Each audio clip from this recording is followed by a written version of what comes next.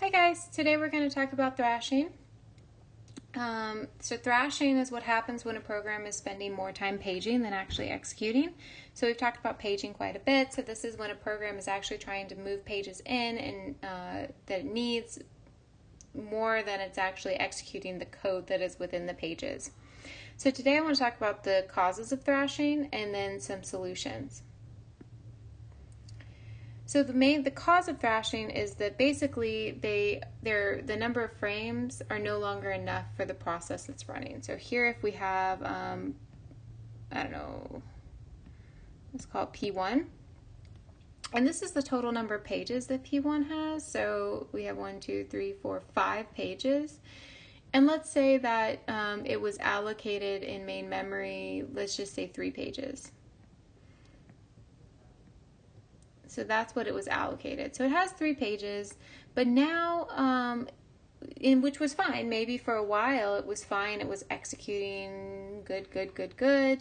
And then at some point, it needed to bring in 2 more pages. And so it's going to try to swap out one of the pages that's already in there for its pages, but then it just is not, enough. It is constantly needs this page, and then it needs this page, and then it needs this page, and so it's going to cause issues. So another cause of this could be that you're doing global allocation, global page replacement, and these pages that were originally allocated to P1 might have gotten stolen by another process. If you don't know what I'm talking about, take a look at frame allocation, that video first. So another thing that may happen is that the OS is constantly looking at the CPU utilization rate. So it's looking at this, so these are your CPUs, and this is the rate they're being utilized. And when it sees a low CPU utilization rate, it's going to increase the multi-programming. So basically that means that it's just going to try to run more programs at once, right? It sees that the CPU utilization rate is low, so it's going to increase the number of programs. And now this is going to eat into the number of frames that are available, and then you might end up with some programs that start thrashing. So one weaker solution is just to always use local instead of global page replacement. So if you don't know what this is, take a look at, again, the frame allocation video. A stronger approach would be to ensure that the process always has enough frames.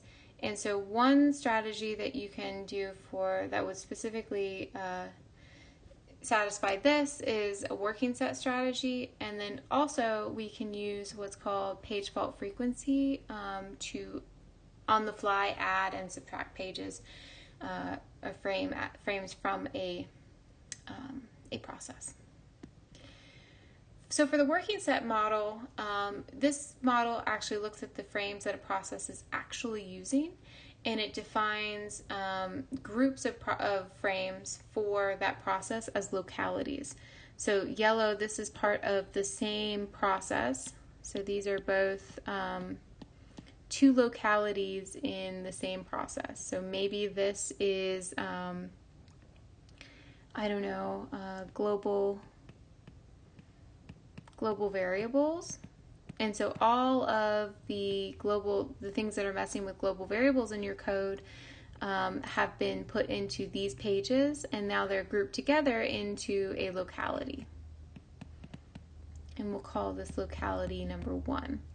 And maybe this is another part of your code that's calling some function, but not working with global variables. And so we'll call this locality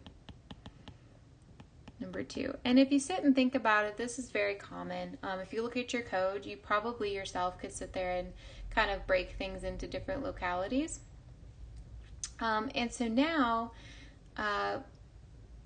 it just needs to, so what it tries to do is that when your process is working within a certain locality, it makes sure that you have enough frames to satisfy this particular locality. So make sure that you have this many frames.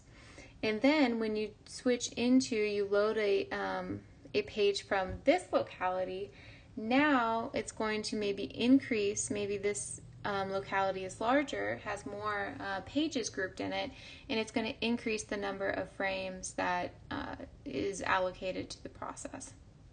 So this is kind of a, heuristic way of making sure that your process has what it needs, but it's kind of a wishy-washy way. There's a lot of issues with it. Sometimes the localities are not, clear cut, and so this can still cause thrashing. A more direct approach is paying attention to the page fault frequency. So what you do here is you set 2 thresholds. You set a upper threshold and you set a lower threshold. So if the page fault rate spikes and goes above a certain threshold, that means that there's a lot of page faults, which means that this process is doing a lot of paging and potentially thrashing. So we give it more frames. Makes sense? And then if it drops below a different threshold, that means that it's happy, or it's idle, one of the two. And so we can take frames away and we can give it to other processes that are seeing spikes in their page fault frequency.